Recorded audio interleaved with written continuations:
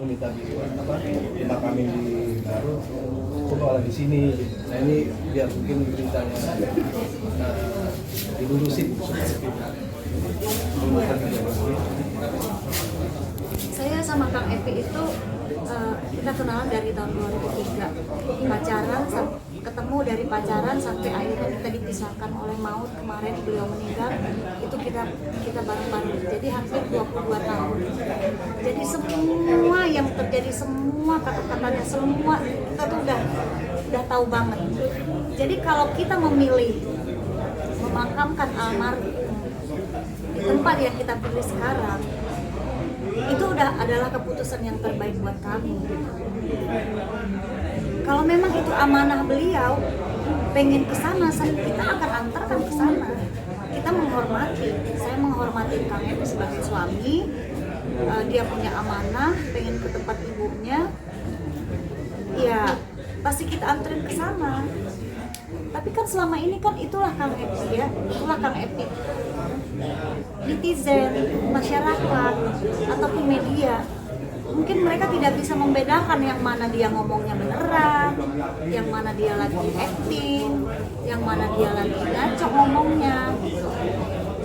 Kan meyakinkan sekali kan kalau saya meninggal, makamkan saya di samping ibu di Garut. Akhirnya kan rame. Tapi sadar nggak sih itu dia ngomongnya beneran atau gimana? Kan yang tahu kita. Artinya itulah dia aktor yang hebat gitu. Ucapannya itu sangat-sangat meyakinkan orang. Ya kalau misalnya memang itu wasiatnya dia, ya pasti saya akan antarkan ke Garut, ke makam ibunya, ke samping ibunya. Tapi ada satu momen hangat kita tuh sampai beneran kamu dimakan di Garut. Terus ntar aku ya kita ngomong lah berdua, ntar aku mau di sini. Kamu beneran mau kami di Garut? Dimanapun aku, yang penting aku deket sama beliau. Kamu tuh kalau berbicara tuh harus bisa meyakinkan orang pun. Harus ini, jangan acting itu, jangan ngacting itu, jangan ini. Akhirnya berhasil ya dia bikin orang ini dari dialog dia. Sampai awalnya juga saya juga awalnya sampai kaget, beneran nih. Ya itulah apa yang diucapkan dia itu ya berarti berhasil ya. Kalau memang itu wasiat, begitu sudah di rumah sakit memang itu wasiat, karena kami sangat mencintai beliau, sangat menghormati. Pasti pada saat dinyatakan beliau meninggal, saya akan langsung pesan ambulan untuk mengantarkan ke Garut, memakamkan di samping ibu. Jadi bisa dibilang acting yang akhirnya viral gitu. Akhirnya netizen percaya ternyata. Itu berawal dari sebuah project film. Itu kan dia main di project film, dan itu pun statement itu pun baru keluarnya. Itu tuh candaan kita di mobil. Itu kan memang ada dialognya. Kalau saya meninggal, tolong makamkan saya di kampung saya di ini. Kan dia aktor. Nanti mungkin Adi yang bisa menjelaskan itu bagaimana. Itu tuh ada Q&A pada saat mungkin tahu film Selepas Tahlil waktu itu. Jadi ada Q&A, pendapat kamu sebagai aktor, sebagai karakter, pendapat kamu sebagai Epi Kusnandar. Wasiat apa yang ingin kamu sampaikan ke anakmu, ke keluargamu, atau ke apa? Kan dia aktor ya gitu, imajinasinya kemana-mana gitu. Jadi ya selama ini ribut, istri durhaka, istri tidak ini ke suami, ini makanya saya cuma diem, ya udahlah. Kalian yang hanya melihat dari sosial media, yang taunya itu ya udah apa-apa. Hanya kami aja yang tahu. Mungkin Adi bisa ngejelasin kenapa papa bisa begitu. Mungkin tadi ya Bunda udah sampein udah mengenal Papap, sama saya juga begitu, kenal Papap itu udah lama banget. Jadi waktu ada muncul di media ya waktu wawancara bilang saya ingin dimakamkan di Garut. Nah itu kan tepat emang sedang promo film tersebut, dan sebelumnya nggak pernah ada ucapan seperti itu. Itu saya langsung ngeh, oh ini lagi karakternya tokoh itu, tokoh yang lagi didalami, biar ketika promo itu lagi yang terucap, akhirnya tersebarlah ke semua media. Nah maksudnya kan yang saya tahu kalau di rumah kalau lagi ngobrol Papap itu kan orang yang jarang ngobrol, jarang mengungkapkan keinginannya gitu ya, jarang mengungkapkan ke orang lain maunya apa. Kadang-kadang kan mau dia Papap itu bergerak sendiri kalau mau apa. Jadi ketika ada momen kayak gini itu selalu memanfaatkan prosesnya dia selama berakting. Misalkan dia berperan sebagai apa, akhirnya selalu ke bawah dan direlatekan dengan kehidupannya. Jadi ya nggak salah juga lah kalau ngomong gitu kan. Jadi padahal dimanapun kalau mendengar dari cerita Bunda, mau dimanapun ya nggak masalah gitu ya, malah bisa dekat sama keluarga lebih baik. Jadi waktu lihat ada itu saya biasa aja gitu, jadi bukan menangkap itu sebagai wah ini wasit karena udah tahu, dengerin, karena tahu sehari-harinya kayak gimana. Makanya kalau pas ketemu secara langsung itu tuh udah nggak ada obrolan apa-apa lagi gitu. Dan bukan orang yang keras kepala kalau itu harus bisa dan nggak seperti itu. Jadi apa ya, dan Papap juga sikap ke anak-anaknya, ke Bunda juga ya udah itu kan ini udah panggung adalah apa namanya, dunia adalah permainan Sunda Gurau, selalu mengucapkan ada itu. katanya di mana di kitab apa permainan Sunda Gurau. Jadi ya udah hidup sehari-hari dengan kualitas. Buat ada apa mungkin ini netizen juga lagi kepo juga nih status video story Adaman yang mungkin lagi dalam kondisi yang tidak tenang lah gitu. Nah mungkin bisa dijelasin atau dilurusin supaya mungkin berita ini tidak simpang siur. Adaman gimana ya awalnya? Jadi sebetulnya itu kan mungkin karena tiba-tiba gitu ada media yang datang ke Garut, terus napak tilas mungkin tanpa sepengetahuan kita, tanpa sepengetahuan Bunda, sepengetahuan anaknya, dan nggak tahu juga sampai datang ke rumah. Nah sedangkan mama saya itu kan orang yang nggak ngerti apa-apa, kalau didatengin sama media atau ada orang lain lah datang ke rumah kan ada nanya pasti dijawab gitu, seadanya jawab ini. Nah cuman efeknya akhirnya jadi orang-orang pada pengen nyari tahu siapa ini, siapa akhirnya nyari mana ibu kandungnya Damar dan Akodrat. Terus akhirnya banyak yang nanya ini harus gimana, harus akhirnya panik gitu, dan kepikiran waduh harus apa nih. Ya udah mah tenang aja, maksudnya jangan terlalu ini. Maksudnya bukan mau ditutup-tutupi kan, maksudnya kalau dilihat sama media itu keluarga Damar menutup agar tidak ini, atau juga ada yang ngegiring ketika terus Papap meninggal baru muncul di media, padahal kan yang yang munculin mamah di berita itu ya media itu sendiri gitu, bukannya keinginan mamah yang jadi akhirnya banyak pikiran orang-orang yang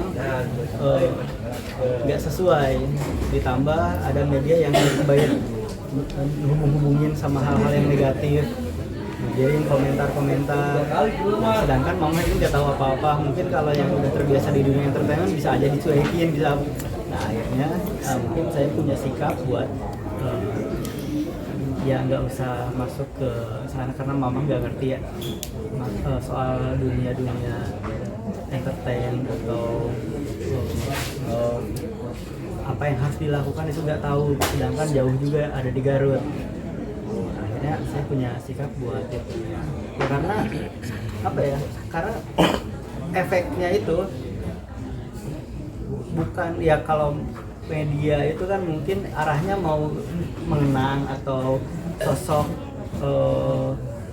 apa di mata keluarga, di mata sahabat, kerabat, tapi efeknya ke netizen itu ke hal-hal yang negatif.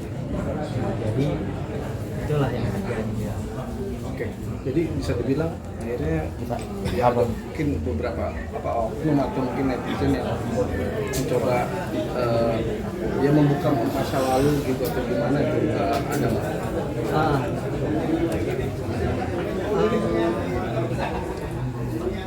Kalau misalkan selama ini nggak pernah di sosial media, emang mungkin karena media sendiri itu mungkin nggak tertarik memberitakan kan, makanya kenapa sekarang itu pada nyari tahu, kenapa nggak dari kemarin nyari tahu. Nah itu yang bikin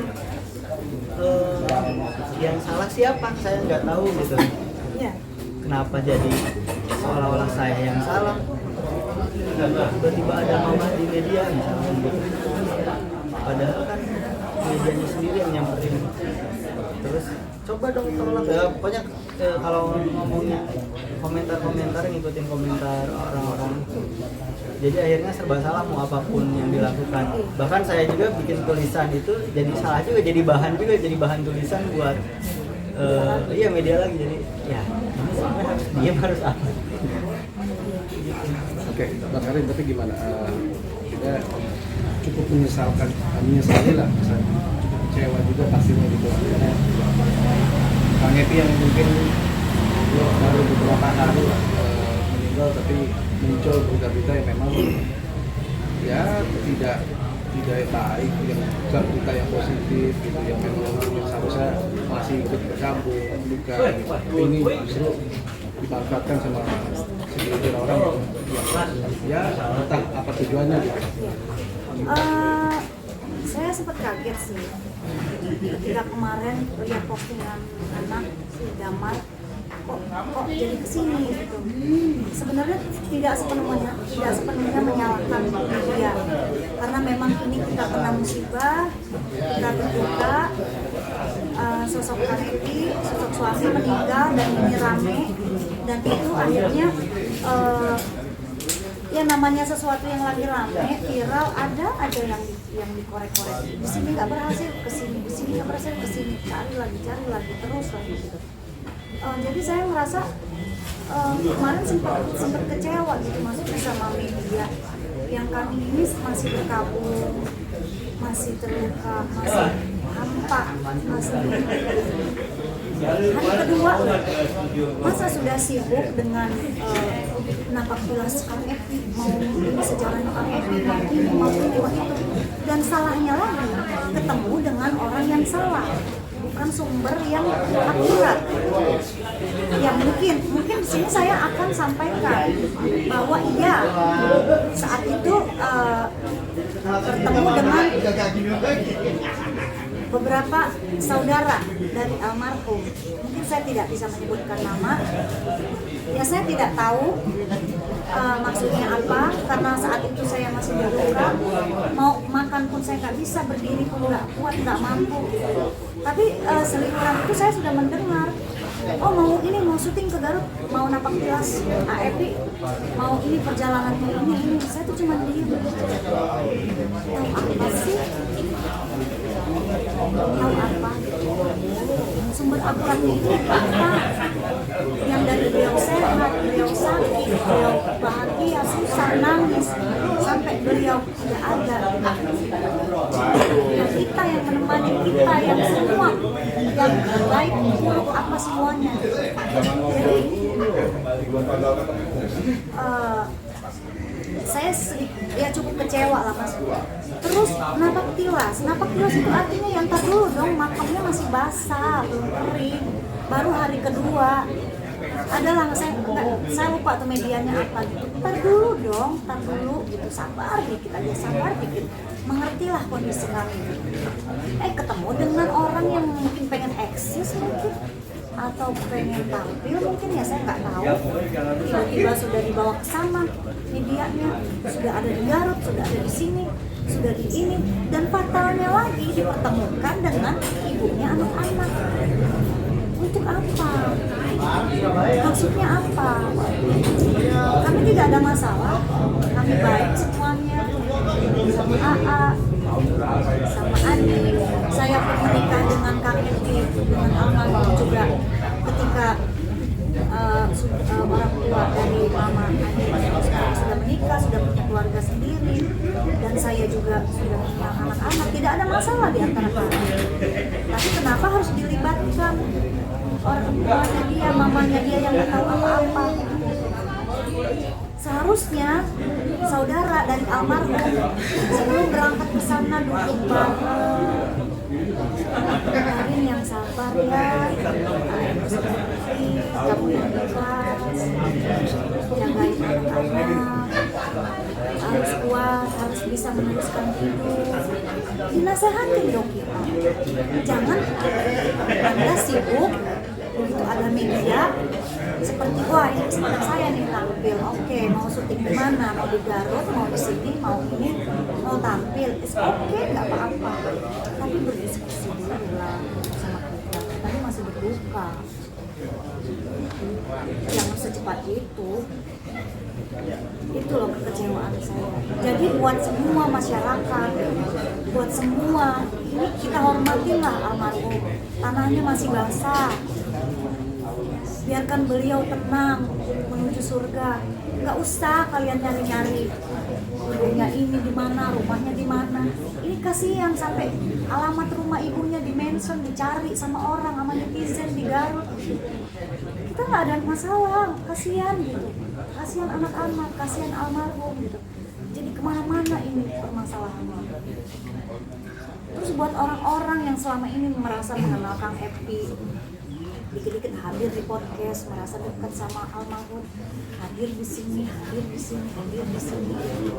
Ya Allah, terus miris gitu loh mas, miris kami sebagai keluarga. Ya mbak, ya berdiskusi dulu lah sama kita. Tahan dulu, kalau pengen banget tampil di TV atau pengen banget tampil di media gitu, biar viral atau biar apa, oke silakan, tapi tahan dulu, jangan dulu dong gitu. Hormati dulu kami yang masih buka gitu. Ada yang Kang Epi tuh gini, dia tuh sosok yang begini, sosok ini, kayak kenal banget gitu apa yang dia sampaikan, tapi mental semua. Kang Epi nggak gitu. Dengar lagi ada ini wawancara ini, masa sih Kang Epi gitu? Akhirnya kan tidak akurat gitu. Tidak akurat gitu. Itu yang sangat disayangkan. Karena kan memang banyak orang lah yang mungkin pengen apa gitu, nggak usah diucapin lah. Mendingan saling mendoakan biar Kang Epi di sana tenang gitu, support kami gitu loh. Kalau pengen tampil, pengen terkenal, pengen viral atau apa ya dengan karya, dengan sesuatu gitu. Jangan dengan embel-embel begini. Itu sebenarnya yang sangat disayangkan. Jadi buat ini malam ini sudah berbicara sama teman-teman media. Mungkin nanti kalau misalnya ini di-share ke semua sosial media, entah ini apa, netizen atau masyarakat akan mengerti dan memahami, atau justru akan semakin blunder, akan dikejar terus, akan ramai, akan ini, lalu kalian akan mencari, oh sumbernya ini, datanginlah ke sini, ya silakan aja, ya itu maunya. Emang itu maunya, ya udah berarti mensupport, ya udah terkenal gitu. Kan emang itu targetnya mungkin. Gitu. Kan seneng mas, misalnya rame, oh siapa saudaranya yang ini, tiba-tiba udah ada media misalnya ke sana, dia tampil dong, kan bukan kayak itu yang memang diharapkan. Jadi saya kembalikan lagi ke teman-teman media gitu. Ini kami adalah sumber yang akurat. Kalau mau napak tilas mengenai Kang Epi, perjalanannya, ayo sama kita, sama anaknya, sama saya, istrinya. Jangan dengan orang yang sumbernya tidak jelas, yang cuma hanya melihat di sosial media, oh dia lulusan IKJ tahun ini, oh dia main film ini, nanti dirancang-rancang seolah-olah dekat, seolah-olah emas, almarhum, itu. Kasih aja yang baik. Jadi teman-teman media kalau misalnya rame, misalnya ada aja yang nyari ini ibunya ini ya cari lagi saudaranya, siapa saudaranya yang ngomong ini, ya udah yang mungkin itu emang target yang ditunggu atau apa ya, saya sih terserah, saya kembalikan lagi ke teman-teman media. Yang penting sekarang fokus saya adalah gimana semakin dekat sama anak-anak, terus mendoakan almarhum, support anak saya gimana ke depannya, cita-citanya, udah itu aja. Ada lagi? Oke, cukup ya. Mungkin terakhir mungkin doanya Pak Karim untuk pengajian mungkin berapa hari? sampai 7 hari. Ini hari terakhir pengajiannya, jadi tapi nanti kita akan ada 100 hari mengenang 40 hari juga dan pengajian lagi dan 40 hari ada 40 harian sama 100 hari kita akan mengenang, itu baru akan menapak tilas perjalanan Kang Epi di kampus di Jakarta IKJ. Cukup ya.